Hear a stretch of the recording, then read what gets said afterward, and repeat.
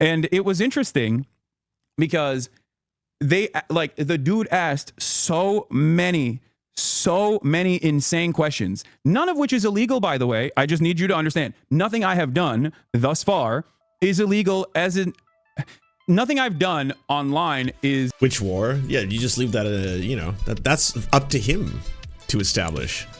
So how do you feel about the war? Which war? I guess that's up to you. Which one concerns you the most? Hasan Piker, the biggest progressive political streamer in America, was detained by Customs and Border Protection for hours and questioning upon his return to the U.S. from a trip to France this weekend. Piker posted about the incident on X and later talked about it on stream.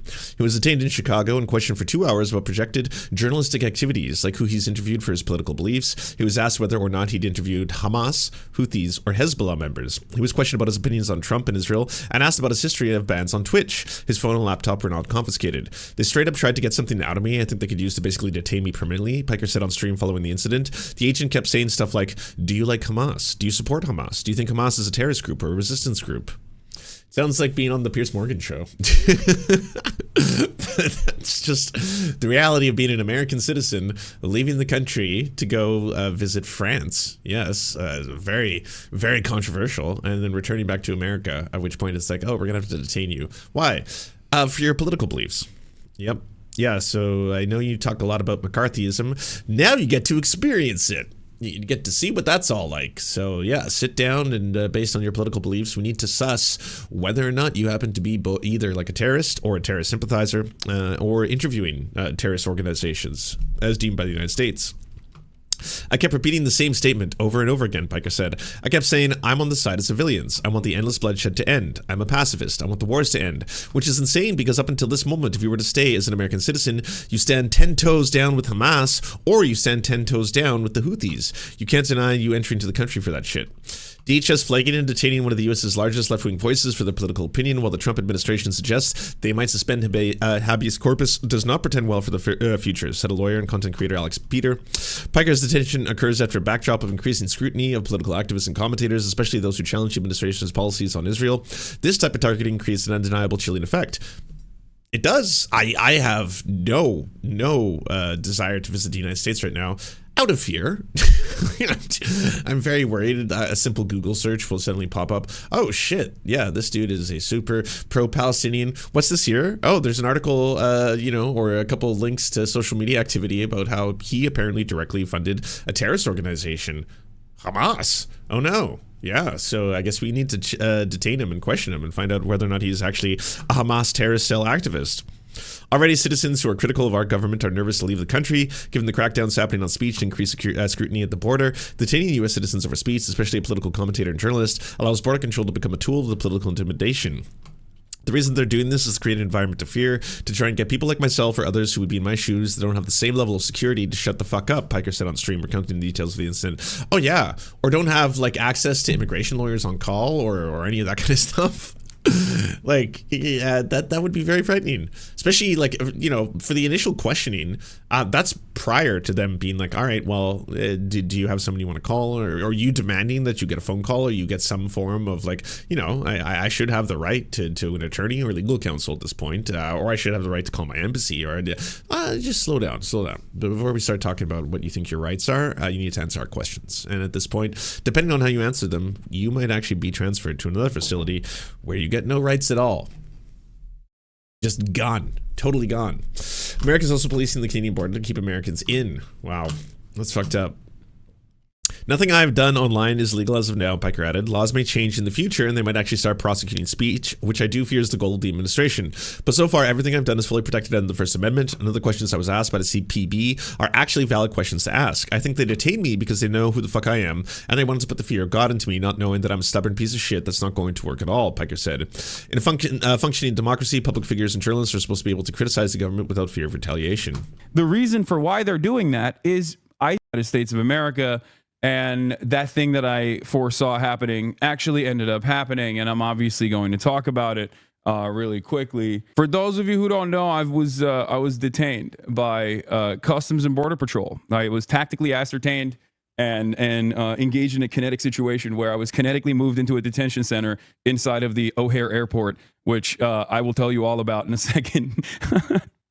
Oh man, didn't pass the ocular pat down. I believe it was before the ocular pat down. It's the flight manifest that they get ahead of time. They knew who I was, and they were ready to terrified families. Okay, there's an old lady in a wheelchair. There's like a mom and daughter behind me. There's some like random dude in front of me, and the way it works is there's a back door, right? And they take your passport, they go to the back door. You don't know what the hell's going on in there, but they sometimes come out and they just say someone's name with their passport in their hands, and they go, "You're clear to leave." So they basically, when they bring you to the detention area, they, I guess, do some kind of surveillance on your background to figure out if you are, if you're going to get harassed even further, or if this level of harassment is fine. Okay. And I asked, and I looked around at all the passports that people had to see if there were other American citizens. And lo and behold, at least in the area that I was at, I was the only American citizen. There was another guy that actually had an American passport as well. But like, because I asked the terrified family behind me, I was like, "Hey guys, if you don't mind me asking, like, do you guys have an American passport?" They were like, "No." So it turns out it's just they're terrifying the shit out of mostly non-American citizens. Okay. But apparently they're also interested in trying to terrify American citizens as well. So they're just like coming in and out. They get this lady in a wheelchair out of there, which I thought was so insane. Old lady in a wheelchair is in the ICE detention area, and they come out with their passport and they're like, "Here, you can leave."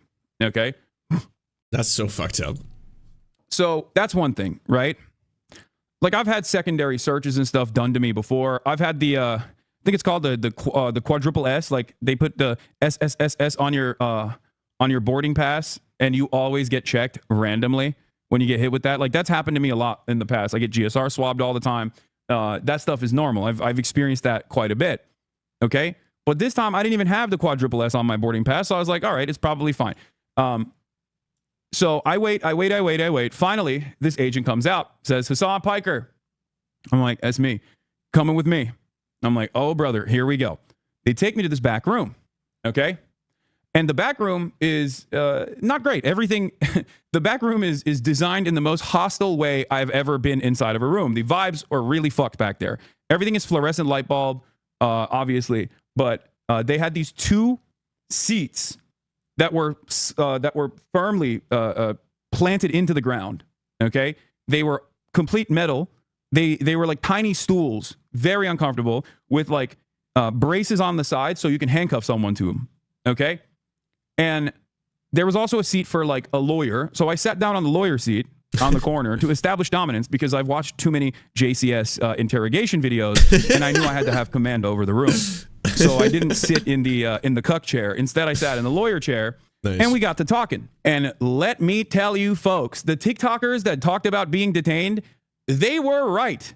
It was an insane situation. So it's very obvious that they knew exactly who the I was. It's very obvious that they knew how to like navigate the conversation. And you know what's really unique about the situation is, you notice how he's not spreading some wild conspiracy that this is all his political enemies who did this. Like, yeah, you know, at the end of the day, I don't know who called the border and let them know I was coming, but I have my suspicions. And I definitely think that this is a certain community that is responsible for this. And, I think they've gone too far.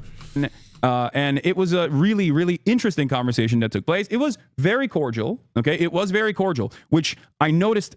I thought it was strange how cordial it was, because I've had run-ins with like cops in the past. I've had run-ins with feds in the past. Well, I guess the FBI was very cordial as well when I had some talks with them in the past. But overall, I was not expecting CBP agents to be cordial. I will say that. Okay. Now, having said that, the entire process is supposed to be intimidating. So it's like suck cordial or whatever. Okay.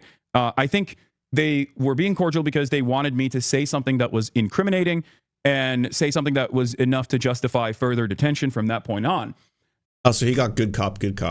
And let me tell you, they certainly did do that. So he knew exactly who the guy was, but he was basically like broaching the conversation in a way where it was like free flowing, where in the process of discovery, he was adding on additional talking points. He always made it seem as though he was asking certain things that after discovering in the process of that conversation, he would ask additional questions. So, you know, he's like, oh, what are you doing in Chicago? And I was very revealing. I was like, well, I was in France because I want to take my family out for Mother's Day to France, but I had to come back early from France, even though today is technically Mother's Day, because I have a speaking engagement at University of Chicago. And he was like, oh, what kind of speaking engagement? It's like, I don't know, some like journalism school stuff. And he's like, oh, well, since you mentioned that, he kept saying, oh, well, since you mentioned that, what do you do as a job?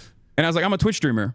And he's like, well, since you mentioned that you were a Twitch streamer, what kind of things do you stream about? And at first I was like, do I just tell him I play video games? Because I don't think he's going to believe me if I say I just play video games to him, right? So I was just like, yeah, I play video games, but I also do current events sometimes, drama, internet. And he's like, oh, do you talk about, since you mentioned that, you talk about the things that you talk about, do you talk about the news? And I was like, yeah, I talk about the news. And he kept saying, okay, so when you talk about the news, do you talk about the war? And I was like, what do you mean by that? He's like, do you talk about Trump?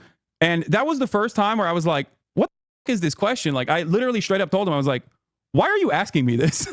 Like, I was like, what does this have to do with anything? And it was interesting because the dude asked so many insane questions, none of which is illegal, by the way. I just need you to understand, nothing I have done thus far is illegal, as in nothing I've done online is. Which war? Yeah, you just leave that, that's up to him to establish. So how do you feel about the war? Which war? I guess that's up to you. Which one concerns you the most? Which one do you care about? It's funny you'd say that. As of now, if that makes sense. Now, laws may change in the future, and they might actually start prosecuting speech, which I do fear is the goal of this administration. Yeah, I mean, as happy as I am that he got out of this encounter, this is going to be a terrifying reality going forward. Is that there's a real danger now of being detained and questioned by federal agents in the United States, specifically just for your political beliefs, even if you are rich and famous and one of the world's largest streamers. They're going to be like, all right, put him into the room and let's find out if we can get some answers out of him. Maybe he'll slip up. Maybe he'll be like, Je suis Hamas. Oh, fuck. Why did I say that? Shouldn't have gone to France. Administration, but so far, everything I've done is fully protected under the First Amendment. Okay? And none of these questions are actually valid questions to ask. But I was entertaining it because I didn't want it, I didn't want to present it as being difficult because I didn't want to extend the detention. And two, I actually wanted to see how far I could take it. Maybe it was up of me to do that. Maybe it was not appropriate for me to do that, to play fast and loose with a person that has complete control over my life in that very moment. But I wanted to see what they were trying to get away with. Well, that's using your privilege. Like what they were trying to take from this conversation. And so, instead of just pleading the fifth, as I'm supposed to do in situations like this, I just kept giving him answers. And there were definitely areas where I was very revealing about my position, knowing the war on Christmas. Oh, that would have been such a good response. So what's your opinion on the war? Oh, I'm on the side of the war. What do you mean? The war on Christmas? Yes, I'm hoping to destroy Christmas. Well, that they know exactly what they're looking for. I saw no reason to hold back on certain things. So I said, I don't like Trump. And I was like, what are you going to do? It's protected by the First Amendment. I don't like Trump. Yes. Right? Like, I was like, I'm not fond of him. I don't like him. He said he was going to end the wars. He hasn't ended the wars. What's up with that? And the guy actually was very sympathetic. The agent was very sympathetic. And I don't know if it was like a JCS style interrogation technique to come across as sympathetic to invoke some kind of positive feelings out of me in an effort to get me to reveal something maybe that'll trip me up, or because he just genuinely was sympathetic and he had the vibes of someone who was like, I don't know why I'm doing this, right? But he was... I as someone who's been interrogated a couple times by police officers, I think what you were experiencing was not in any way genuine. It's just being set up to try and get you to say more shit or to fuck up. Like I said, it sounds like you got good cop here. You're sitting down with someone who's basically just like, oh no, totally, and I agree, I respect your opinion, and honestly, even if we disagree politically, I just want to have a conversation right now, and just honestly, what are your views on, I don't know, it rhymes with Shamas. What do you think about certain things that rhyme with that? Any thoughts or opinions on that, or do you think that maybe they're good people? Yeah, something that is that what I heard? Did you say that you fund them or something? Is that what you were just saying? I think I don't know. I just caught that in the back of my head or something. So can you affirm and acknowledge that? Yeah, as a friend. Right? It was like, listen, I'm Iraqi, so I know.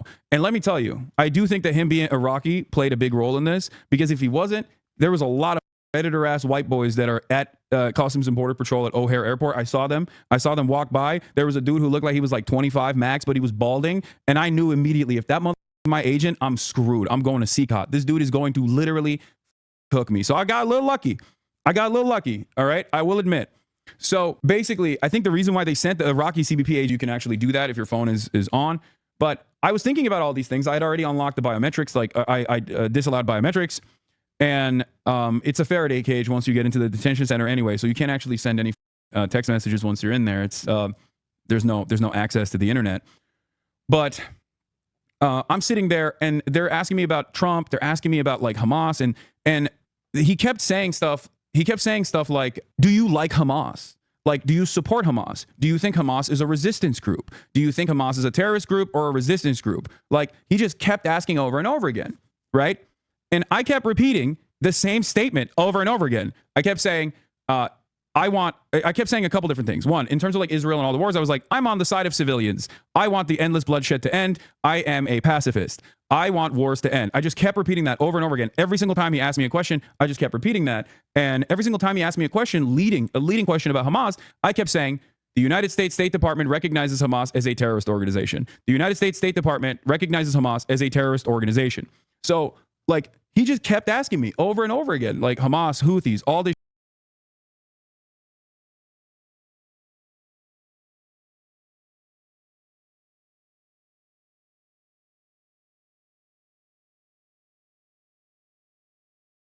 shit, trying to be like, oh, do you support them? Oh, I'm muted. Shit. Fuck. Well, that one's on me. Yeah, no one else to blame but myself there. Outside of that, I was like, that would be so ridiculous. I was reading the chatter's comment about did they make him watch the content nuke, and I was like, that would be so fucked up. Just to like have an iPad ready and just like flip it around and then be like, can you explain this, Mr. Piker? All 2.5 hours of it.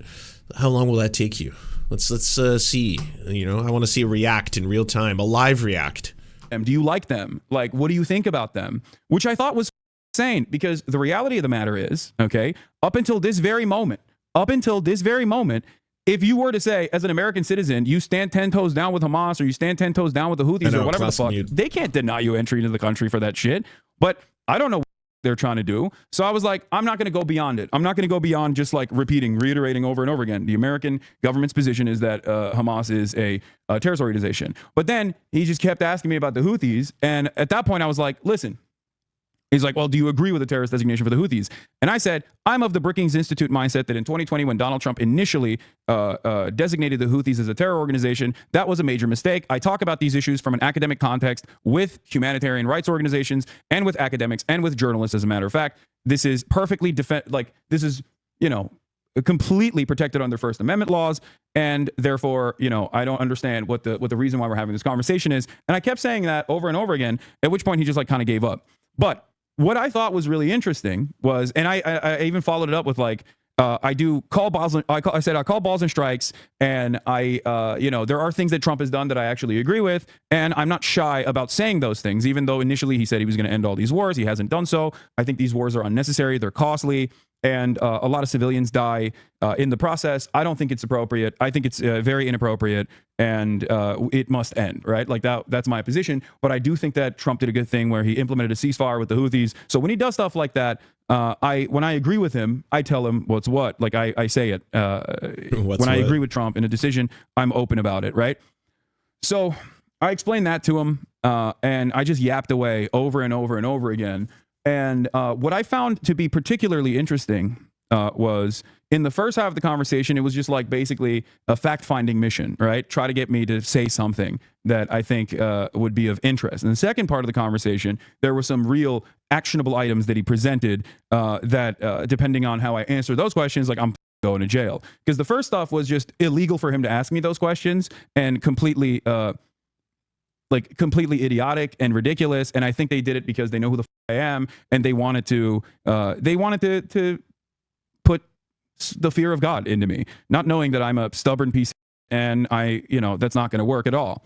Right. The second half of the conversation was actually like, because he left, went away for like 35 minutes, came back, and then he asked like actionable items. But one thing that I will take note of that I thought was very interesting was the fact that a lot of that, like the Ethan Kleins of the world have like cried about over and over again, were unironically brought up in that conversation. And I was shocked. Okay, not like the bleach sword, obviously, but like the Houthi. Like, did you interview a Houthi? It says here that you interviewed a Houthi, and I was like, well, yeah, but that shit is all over the news now, in large part due to like that campaign led by a lot of those individuals, like Dan Saltman, Destiny, and Ethan Klein, a lot of other people, and yeah, Fox News as well, the ADL, the Stop Anti-Semitism, super pro-Israel account, like all those, Richie Torres, all of those people who are consistently putting on blast that Hasan is a terrorist, Hasan is a terrorist supporter. Hasan interviewed a actual Houthi pirate fighter who has kidnapped people and endorsed him, and also said that they are going to be brothers for life, and that they are going to do One Piece IRL, and that they are actually the heroes of the story. That's a real thing that happened, so everyone should be extra afraid of him. That shit eventually, yeah. I mean, a simple Google search of Hasan Piker, if you happen to be an ICE agent, would bring up quite a lot of stuff that you could start to question him about. Or was he actually a Houthi? And I was like, he's not. You can look to all of the reporting that came out afterwards and before I interviewed him, that he is not a Houthi, that he is a regular Yemeni citizen. And I said, like, his name is Rashid al-Haddad. He is not even a Shia. And the dude, luckily, again, Iraqi, went, oh yeah, that's right. That's a Sunni last name. Al-Haddad is a Sunni last name. So he must not have been a Houthi. And the very fact that that was like a point of contention that could have gotten me arrested is insane. And I genuinely, in that moment, was thinking like, these dumbass slop tubers are actually playing with fire. And I even thought about not even mentioning this because I was like, I don't want to give him any sort of like power over the situation. But like, the reality of the matter is 100% the Trump administration is inadvertently working with a lot of these are playing a formative role in getting people in. Yeah, the reality of the situation is because a lot of them are basically targeting someone who is on the left and consistently, I'd say, advocating on the behalf of Palestinians, and that's basically their primary target and the person they're constantly looking to vilify. They're not realizing how rapid the far right is basically consolidating power, and while they're doing that and they're playing fast and loose with, again, people who are on the other side of that issue, it's going to be one of those things where before you know it, more and more rights will be completely eroded in rapid succession, and then you're going to be deciding, well, I guess we just have to team up with the fascists at this point, right? Like, there's not really a lot of options left. There's certainly not a lot of Democrats who are going to be able to stand up to this. Brings me to the Asmongold part. Apparently Asmongold was saying that Hasan is not recognizing how anti-Israel he is now. Donald is pretty much done with Israel, it seems. What? President Trump to announce the U.S. recognition of a Palestinian state. Journalist What? Dave Ridley reported at Mar-a-Lago Insider told them that AIPAC was getting shut out of the Trump administration and confirmed that former NSA Walls was reporting with Netanyahu to undermine the president. AF Oh, Post. shit. And the Israel thing is pretty straightforward. What? Israel was using Mike Waltz to Aesthetica. backchannel and betray the Artist Aesthetics History. That sounds like source. The Israel thing is pretty straightforward. Israel was using Mike Waltz to backchannel and betray the anti-war members of the Trump administration. The Signal chat leak was a ploy to get rid of Hegseth and replace him with someone more amenable to war with Iran. Trump found out, and he's pissed. My God. It's like lowbrow to go after the source. All right? It's logical fallacy. You can't just attack the AF Post. You have to attack the content of the AF Post and the pro-Destiny meme account Yeet. Both of them, obviously, pro Asmongold as well, I should say. Asmongold teases a potential IRL collab with Donut Operator and Brandon. Wow. But anyways, we gotta get back to AF Post. A plan to recognize a Palestinian state will be the focus of the four-way summit. Wow. Did Trump, I had no idea that he was going to recognize a Palestinian state, that he's officially going to stop supporting Israel, that he is effectively an anti-war president, despite the fact that he has increased the military budget of the United States higher than any other president in U.S. history. But that notwithstanding, he is, I think, decidedly now randomly anti-war, so say of the AF Post. So, But the plan to reconcile... What the fuck? A plan to recognize the Palestinian state will be the focus of a four-way summit. Saudi Crown Prince will host a meeting during Trump's visit with Syrian... What, don't you hate that? Didn't you say they were from an inferior culture? And you know, they have genocide built into their charter, and that you don't care what happens to them? So wouldn't this be a bad thing? Oh, but Trump's doing it. So it's based and or epic. Get it. Got it. President, Lebanese president, also going to... Is this shit going to happen? I think it might be happening. Israel has threatened to respond with unilateral actions following reports that President Trump and other world leaders may move to recognize Palestinian statehood. What unilateral... What actions? What do you mean actions? Netanyahu, I think we will have to detox from the United States security assistance. Wow. What a day. Netanyahu what a day. Said that Israel did not ask for permission to attack the Houthis and will not ask for permission from the U.S. for its war plans in Gaza. Sounds great. Just don't ask for any guns either. Trump's envoy Steve Witkoff says Israel is refusing to end the war on Gaza and holding hostages. I can't believe this all happened and none of us or no one else was talking about it. I mean, how is the left going to spin this one? Honestly, Trump basically ended the genocide, right? I guess this all happened over the weekend. Negotiations. We want detainees returned, but Israel doesn't want to end the war. It's a massive betrayal. If Israel was trying... Him scrolling through BS Twitter accounts like they're legit is hilarious and terrifying. But also, you're currently crafting this weird wish-casting narrative in your head where you're like, haha, see, no one can accuse me of being pro-genocide because I reported on this accurately. By, again, primarily using the AF post and some random Twitter account. To play those kinds of games. After we are funding them and helping them, we are their biggest ally. I say fucking deserved. That's my opinion. Hostage release just now? Wait, really? Hamas will release American hostage Idan Alexander unconditionally, citing pressure from President Trump. Trump administration negotiates release without even consulting Israel. Oh, so this is what... Bro, if Trump dumps Israel in favor of Palestine, what the fuck will liberals do? Like, because that would be like the biggest mind fuck of ever. How is Hasan gonna try and spin this into you still supporting Israel? Yeah, that's a great point. When I'm spamming fucking W's about them... You're spamming uncredited news sources right now, which again, you know, at its most innocent is deeply and profoundly dangerous to have your entire audience like, no, you don't understand. Trump is actually pro-Palestine and is completely severed all ties with the Israeli government, and he's ready to recognize the state of Palestine, and this is all true, and it all happened. And then let's just keep on keeping on. And what's Hasan going to say about all this? Not dealing with Israel and not wanting to have anything to do with Israel. Don't tell me what Asmon is saying. Stop. That was Asmon's edit, by the way, or at least his editor's edit that put that in from the official channel. So let's take a look at what is going on exactly. Israel plans to seize Gaza under new plan, officials say. Israel approved plans Monday to seize the Gaza Strip and to stay in the Palestinian territory for an unspecified amount of time, two Israeli officials said, a move that, if implemented, would vastly expand Israel's operations there and likely draw fierce international opposition. The new plan, which was approved in an early morning vote by the Israeli cabinet ministers, also calls for hundreds of thousands of Palestinians to move to Gaza south. That would likely amount to the forcible displacement and exacerbate the already dire humanitarian crisis. Details of the plan were not formally announced, and its exact timing and implementation were not clear. Its approval came hours after the Israeli military chief said the army was calling up tens of thousands of reserve soldiers. The plan may be another measure by Israel to pressure Hamas into making concessions in ceasefire negotiations. A third person, a defense official, said the new plan would not begin until after U.S. President Donald Trump wraps up his expected visit to the Middle East this month, the one where he got a free private jet. Isn't that neat? You can just get toys if you're the president. Collectively hold the line and reject any draconian restrictions on humanitarian work.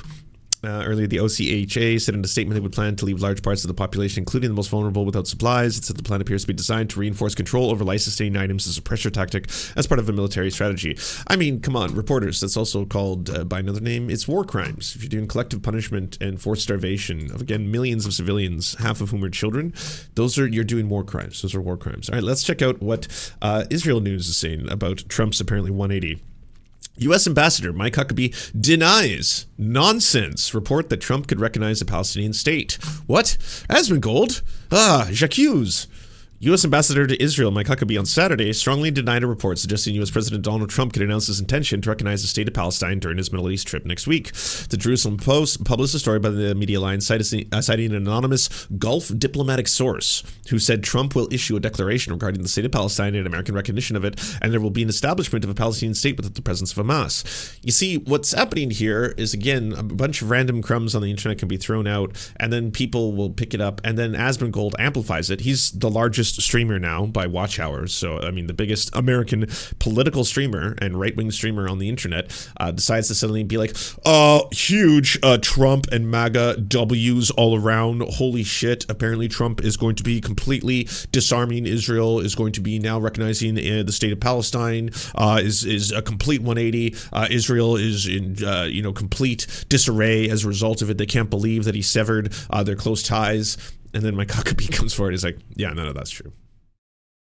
So as part of the cabinet, of Donald Trump's cabinet, I can come forward and with good authority say, this is not true. This is not happening. These are lies. We are not going to do that. Huckabee also wrote on X, Jerusalem Post needs better sources than this unidentified source. My 4-year-old grandson Teddy is more reliable. And take it from Teddy. This report is nonsense. Israel doesn't have a better friend than POTUS. It's from his own cabinet, Asmongold. I don't know who else you need. I mean, randoms on the internet, sure, can continue to fuel, again, your wish casting here. But I think both in that Donald Trump has met multiple times with war criminals from the Israeli cabinet, including Benjamin Netanyahu himself. They have said publicly in their press conferences that his plans are to turn Gaza into a new Riviera. He didn't want to be cute when he said it, but he certainly did state it. They have been ramping up the genocide since Trump has come to power, including now, once again, doing the forced starvation. We're starting to see just endless amounts of fucking children's skeletons being broadcast on social media as a result of, again, this forced starvation that is man-made and happening in real time. And it is also resulting in mass death, which, again, so it's very fucking, I don't know, cruel and disgusting to go on your massive platform, the biggest platform, and tell everyone who's watching you lies, and what, giving them false hope in order to make them like Trump more too, to fuel people to be like, actually, it's MAGA that are the anti-war party. It's MAGA that are ending the genocide. It's MAGA that are going to be recognizing the state of Palestine. None of that is true.